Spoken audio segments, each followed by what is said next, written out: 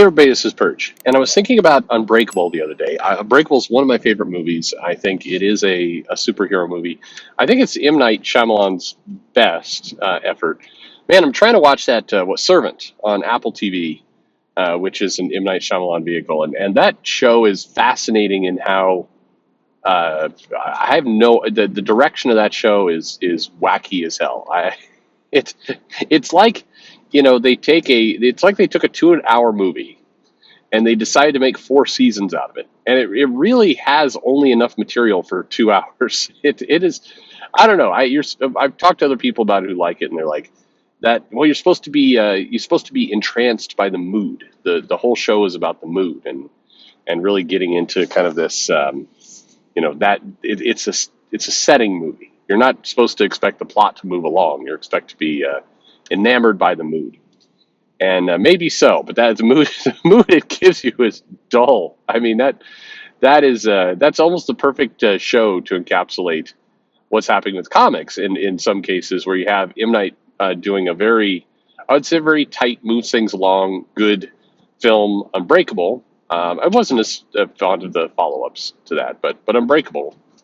And then you fast forward like 20 years later, 25 years later, and you get the decompressed Servant.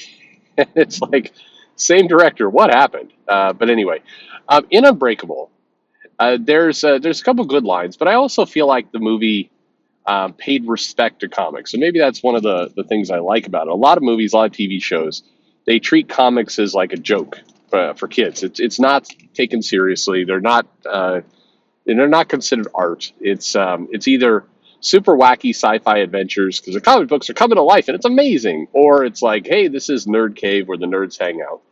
And it's not like I'm sitting there going, comic readers, comic fans have to be treated with the utmost respect or anything like that.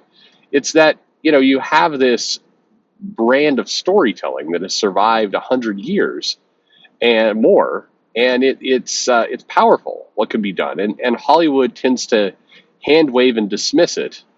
It's like, no, this action movie we dumped $100 million into is far more relevant to the culture, and yet those movies are forgotten sometimes after 2 weeks in the theater. They don't last in your memory. A lot of comic books have. They have lasting, powerful appeal, and I think that there's something. It's important. I think Unbreakable hit upon that really well. One of the things it did, and it did it through narration, it did it just in the movie itself, is they were kind of juxtaposing the ideal of a hero. In this case, it was Bruce Willis, and kind of this clean cut, all American hero. He had this tragic story. But there was a selfless act to him, a quiet heroism to his character. And you had on the other end, you had Samuel Jackson, and he had also a tragic backstory, and kind of life played him unfair. But he dressed in all kind of full purple suits, and he had this very over the top, bigger than real life surroundings around him. The cane, the car, everything around him was this kind of very very over the top, comically over the top setting. His store, everything about him, the way they did his hair, it was very cleverly done.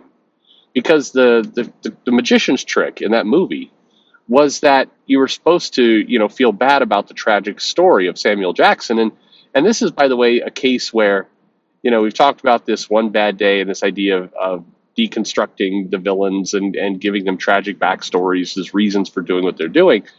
If you do it well, it works out great. I mean, the Samuel Jackson backstory is very tragic. Just broken bones from a baby, and afraid to go outside. People tease him. He's scared for his life. He's constantly hurting himself. It's just a terrible story. You feel very bad for this guy, and yet at the end of the movie, he's revealed to be this massive villain. I mean, a true horrifying villain.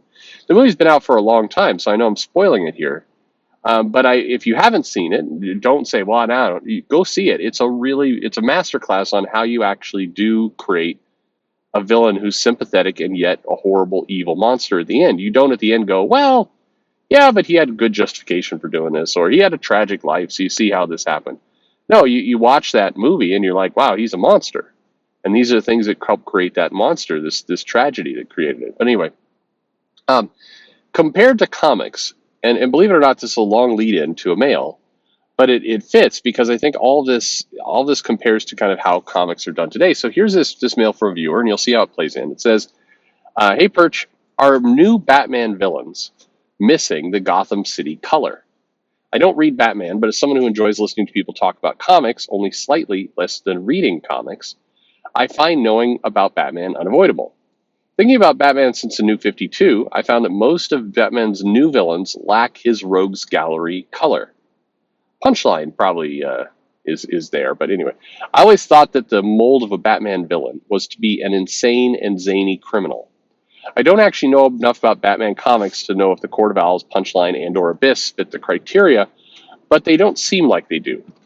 Additionally, I do know there are exceptions, such as Bane, and I'm sure I don't know all of his new villains, but I still feel weird when I hear about Shadow War, and I find that none of the characters feel like Batman characters. To be fair, I prefer Gotham, the city, to Batman, the superhero, so this might just be a personal bias. Um, that's an interesting perspective. So, by the way, I would say Bane is absolutely an over the top villain.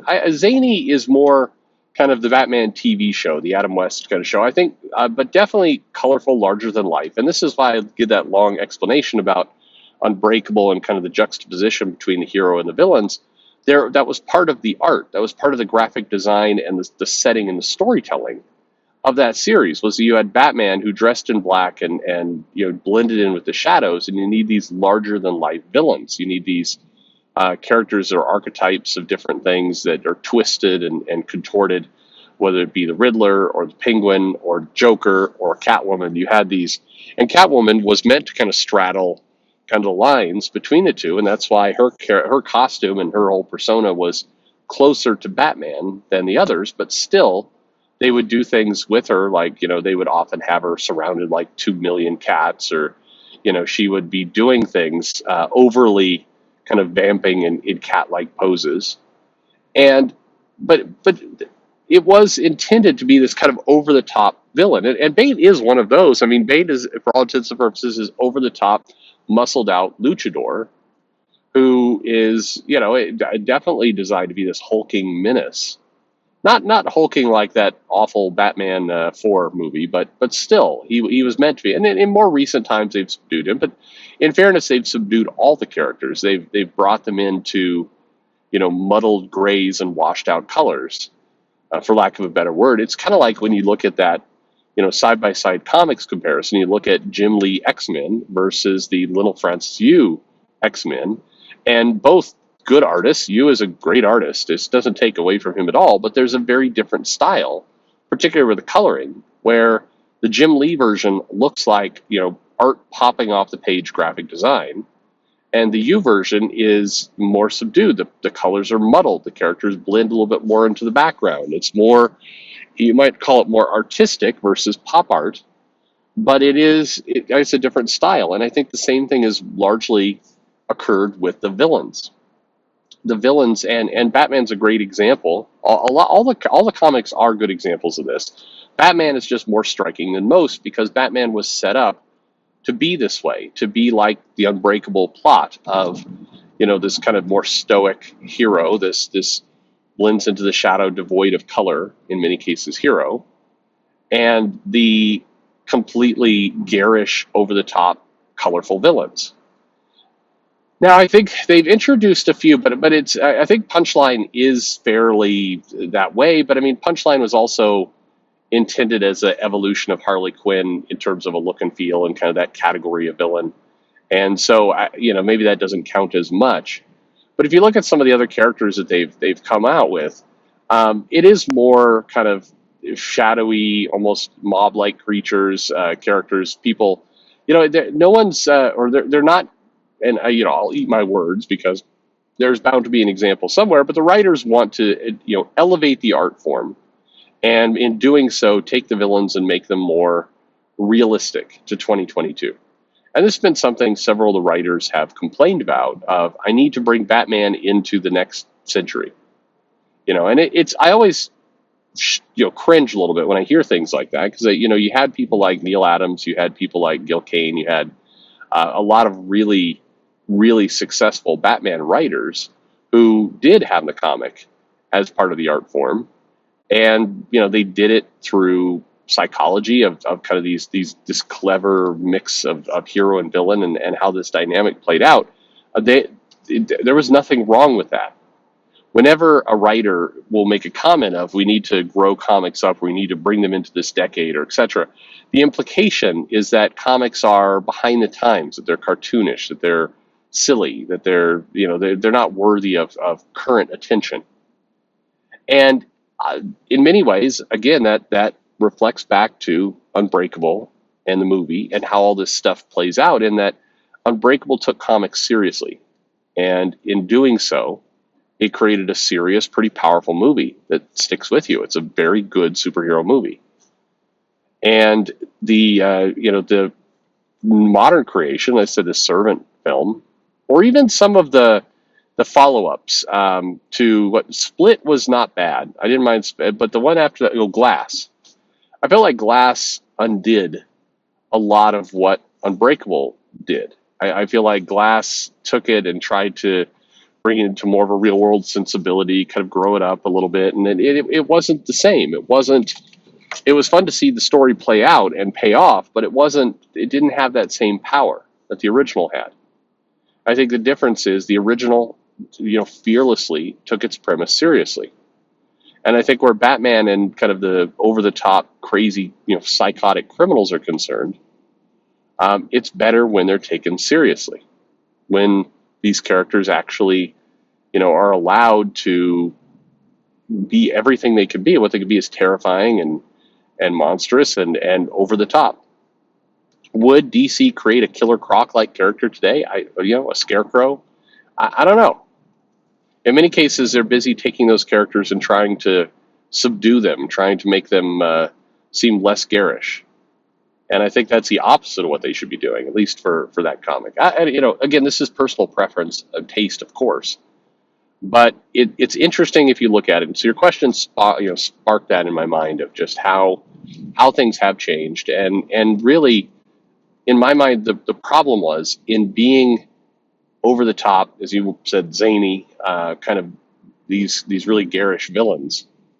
I felt like comics were taken more seriously while they were doing that than today's efforts, where at times they say they take them seriously, but the result is kind of washed out. It's characters that aren't memorable. It's characters that kind of blend together. I don't know. Maybe I'm crazy. Let me know your thoughts in the comments below. Like and subscribe, of course. And thanks for listening.